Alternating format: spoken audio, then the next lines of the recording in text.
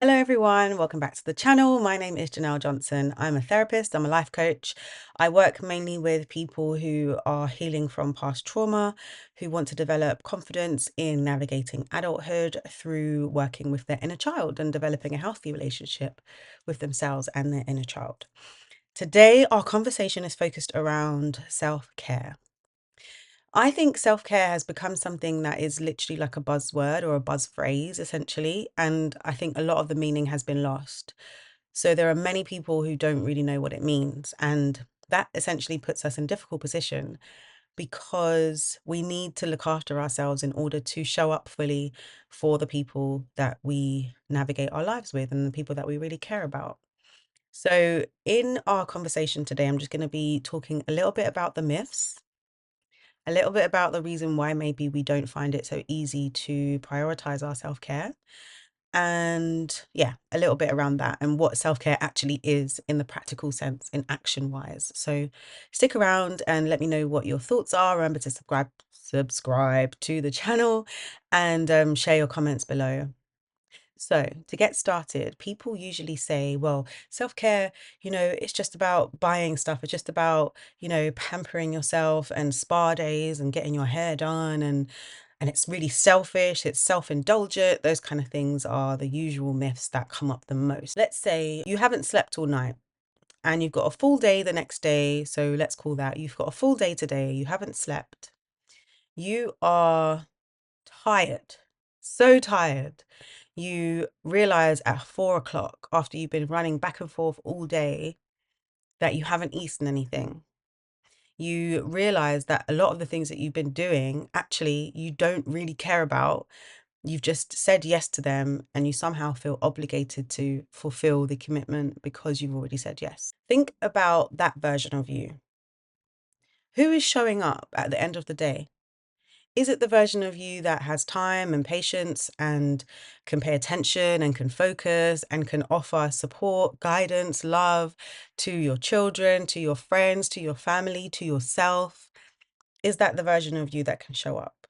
Maybe for one day, if that's the case for one day. But if that kind of setup continues over a certain period of time, and you still don't pour into yourself and you still don't look after yourself, and essentially there still is no self-care, guess what's going to happen? Burnout. This is the reason why self-care is important. It's not an act. It's not something that we do when we are on the verge of burnout or almost burned out or burnt out already. We do it as a maintenance, a general maintenance. A lot of people will say, meditation doesn't work, journaling doesn't work. And that's a lot of the time because they're using it as practices to react to not being well, as opposed to using it as practices as part of the maintenance process. Now, when I think about some of the reasons why people find it difficult, think about our parents. Many of our parents, especially in the Black community, did not recognize, were not taught that mental health was an important aspect of our health. They weren't taught that self-care is important. So essentially, if your arm is not broken, your fingers are fine, you've got two legs, you've got two arms, you've got everything intact, essentially, you should keep going. Otherwise, you are labeled as lazy, good for nothing. And essentially, what that translates into is us as adults not not giving ourselves or not feeling as though we can give ourselves permission to sit down and rest, to do what it takes to look after our body. So while the bubble baths and the shopping sprees and the hair and the nails feel really good, absolutely amazing. They are versions of self-care. There's so much more to them. There's so much more to self-care. The issue with thinking that those are the self-care that we're all talking about is that you end up saying, I don't have time to do that. I don't have time to book a spa day. I don't have time to do my hair. I don't have time to paint my nails. I don't have time to have bubble bath, all of these things. And what ends up happening is that you don't recognize that self-care is a daily practice and you're burning out for the simple things not being done that have nothing to do with the spa days and the hair and the XYZ that I've mentioned. So self-care doesn't have to be a big hoo-ha production. It is small daily habits that are intentional for looking after yourself. Now, if we think about the scenario again, Let's say you've had a really good night's sleep. You've woken up, you've had time for a cup of tea, you've had breakfast. Wow. You've had breakfast. You have left for work and everything's been smooth, but because you left early, you actually got to work and you were able to just stroll in. Let's say, yes, the day is busy, but you also recognize the importance of breaks so it doesn't overwhelm you. Yes, it's busy, and maybe busy is the norm. Okay, fine. But because you have your boundaries around how you use your time, you don't get overwhelmed by it because you recognize rest and self care as part of that process. So, self care is all about creating space in your daily life where you are nurturing yourself. And that might be drinking a bottle of water. That might be making sure that you leave your desk at the end of the day. That might be making sure that you say, no, actually, my plate is pretty full. I can't take that on. Or if you want me to take it on, then I will leave. I will park this thing XYZ. I don't want to get too granular with it. Okay. But there's something that is really important for us all to understand. And actually, I was reading a an article on the Huffington's Post, and it was saying that there are four golden rules for self-care, and I've actually written them down. The first thing was that self-care is a lifestyle. Yeah.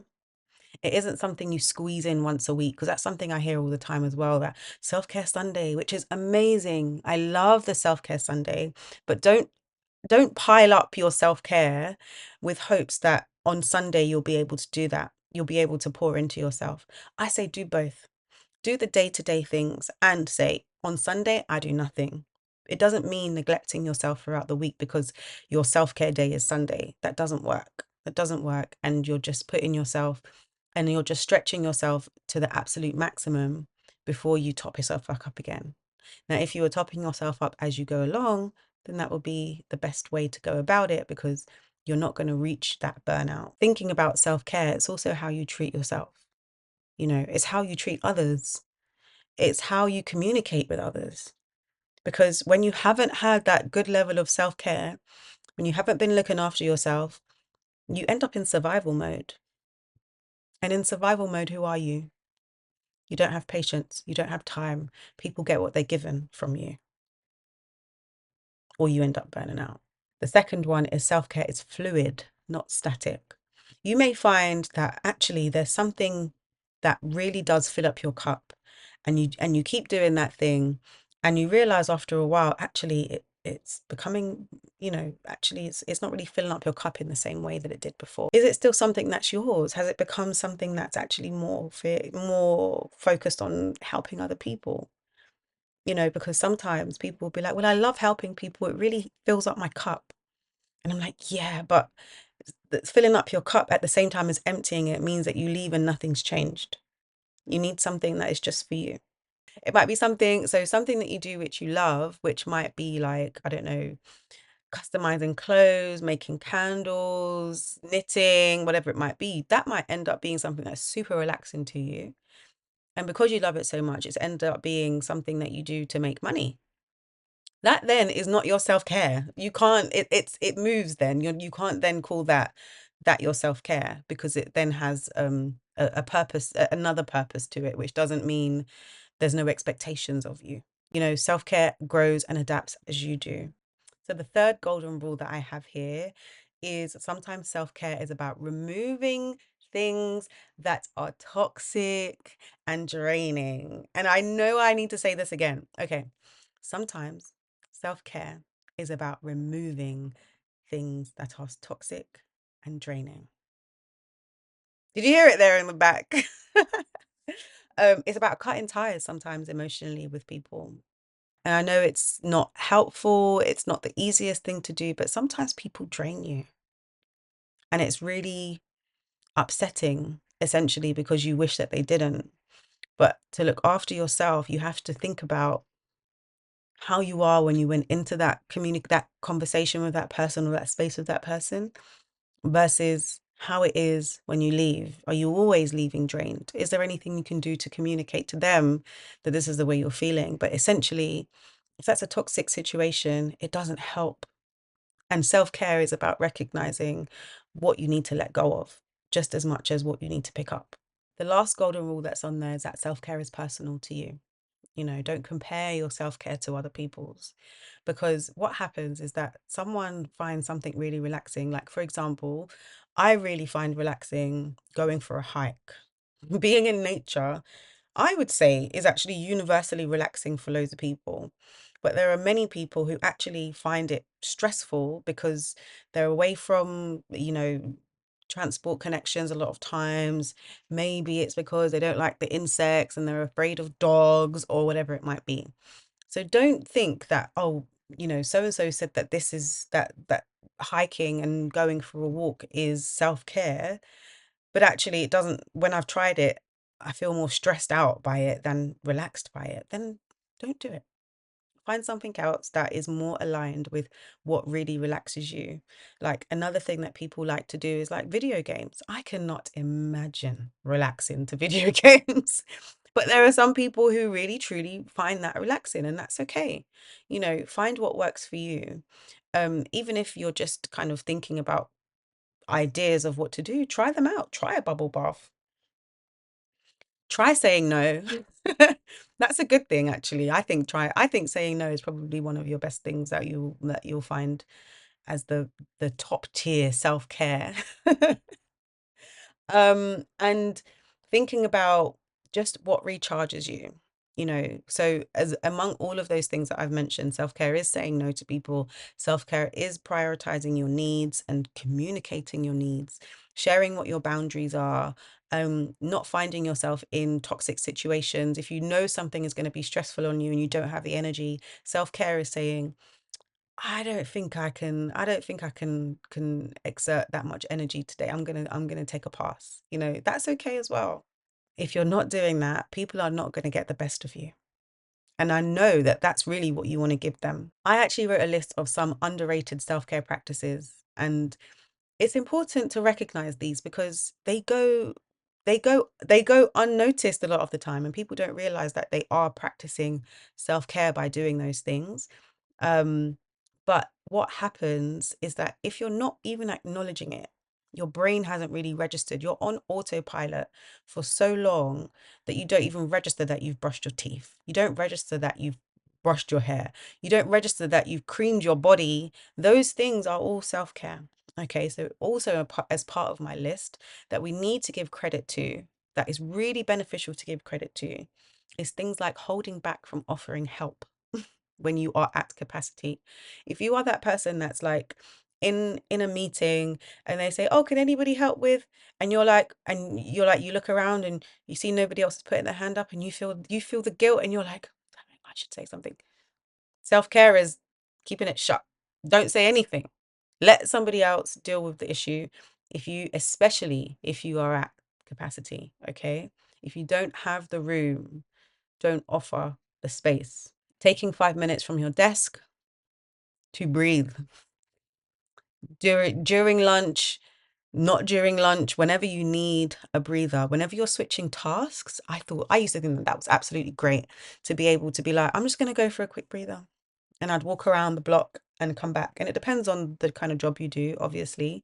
But if your job allows it and it's outside of break time and you're switching tasks and it's been quite a heavy day or whatever it might be, you need to refocus. Sometimes refocusing means the self-care of getting up, getting away from your desk, taking a breather, and coming back refreshed. Another thing that is underrated is drinking water. We need to drink water. Water is life. Water is life. It makes a huge, huge difference to your mental clarity. And I know lots of people will be like, I don't like water. Find something that hydrates your body if you really don't like water that much. But we have to drink water, okay? We have to drink something that keeps us hydrated. It helps with our mental clarity, our focus, our our blood flow. Literally, I could go on, and I'm actually not a doctor, so don't take that as medical advice. Spending time with people who help you to feel calm and grounded. That's self-care. If you recognize that somebody stresses you out and you don't have it to give, you don't have the capacity to be around them, for whatever reason, I would definitely say to communicate that in some way. And I can, let me know in the comments if you want some support to figure out what to say to that person. But if you know that someone actually brings you lots of calm and peace and empowerment, and you usually leave them feeling really energized and motivated, and it's like a mutually beneficial friendship or relationship, I say reach out to them, spend time with them. That would be a version of self-care that is super underrated, spending time with people who fill you up as opposed to drain you. Writing in your journal. I love writing in my journal. I haven't done it in a while, actually, now that I think about it. Sometimes writing in your journal is the space, it creates the space you need. And as again, self-care is about creating space, nurturing yourself. And sometimes you just need time with yourself to think about what's on your mind, even if it's, uh, I don't know, one line, even if it's a page, even if it's sometimes when I don't journal for a while, I end up journaling for like 4 or 5 pages. Goodness, it's long. And then it puts me off taking so long to get back to it the next time. Taking a shower. Oh my goodness. Do you know what? The first thing that goes when someone is stressed, I believe, is the personal hygiene, the personal self-care, the personal hygiene. My goodness, remember to breathe in the shower. Sometimes I'm in the shower and I'm holding my breath and I'm like, oh yeah, this is probably the best place to breathe. And I'm like, remember to breathe. Breathing in the shower is self-care. Showering alone is self-care, obviously. Eating mindfully, taking into account what it is that you're eating, how much of it you're eating, and what impact it maybe has on your energy levels, how you feel afterwards, those kind of things. Eating mindfully is definitely self-care. Another underrated form of self-care is turning off the news. I haven't watched the news, the TV news in years. But social media has become my news. And I was actually speaking about this the other day because I was like, oh, I didn't watch the news because it was depressing. I didn't like the way it made me feel in the morning, especially first thing in the morning. Goodness me. That was not helpful. It was not helpful to my own mental health. So I decided I'm not going to watch the news. So what happens now is I watch social media, which is now just like the news. And, before it used to be like major things that would happen that social media will pick up on. And now I feel like it's pretty much everything, and probably in many ways worse than the news. But at least you can like manage the kind of things that you watch on social media and that kind of thing. But self-care, an underrated version of self-care in that sense, is saying no social media in the morning, no social media before breakfast, no social media before lunch, whatever it might be. That is an underrated form of self-care, because what you are consumed with and so many things rushing in to take over your mental space before you've even decided how you feel doesn't help, doesn't help at all. The biggest thing that I would say is an underrated form of self-care is listening to your gut instincts. And it's huge because a lot of us are disconnected from our gut instincts, because when we are young, our gut instincts tell us when something is wrong. But if actually the thing that is wrong is also the thing that we need for survival, or the person that we need for survival, we learn to listen less to our gut instinct. We learn to go by what else is outside, and not listen to how we really feel, because how we really feel will cause conflict, put us into danger, those kind of things. And again, I can go into more detail on those things if you have reached the end of this conversation and want to know more. But we have to make our way back to being able to hear our gut, because our instincts will never fail us. Okay. It's always telling us something. And I want to make sure that I'm clear that sometimes, because we haven't been working with and understanding, what certain gut instincts are trying to tell us, it might just be, to begin with, that you start to notice when your gut is telling you something, and taking the time to explore what it means to you before acting on it, those kind of things. Okay. Because there is a book, actually, I posted recently, the some of the best books that I've read. therapy books. It's called The Body Keeps the Score. A lot of it talks about, the body essentially and our nervous system and the way that our body learns through trauma and those kind of things. So maybe take that into account. That would be, something I would recommend for sure. And I'll link the video somewhere here. And these actions might seem quite minor, but trust me, they make a big difference, especially when they're intentional. If you can keep your emotional tank full, your mental health is in a positive position, even if nothing in your life is going the way you want it to, it doesn't mean your mental health has to suffer, okay? Life is not what happens to you, it's how you respond to it. And it takes a little while to learn to respond to certain things and be present in the moment, so that we don't end up, really, really leaning heavily on poor coping mechanisms that don't help us to get what we want in the end. My final thoughts, if there is one thing that you take away from this conversation, is that self-care is not selfish. It is something that you need to do in order to keep showing up for the people that you care about. It is something that you need to do in order to keep showing up for yourself. There is a very different version of you that shows up when you haven't been looking after yourself. And it's the same for every single person.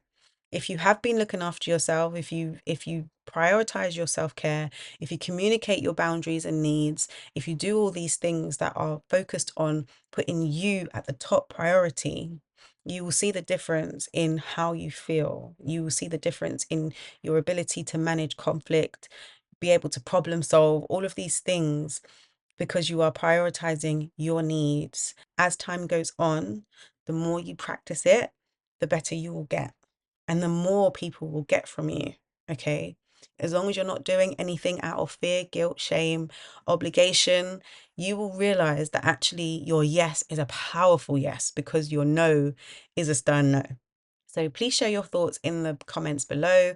Let me know what your feedback is, what's come up for you during this conversation.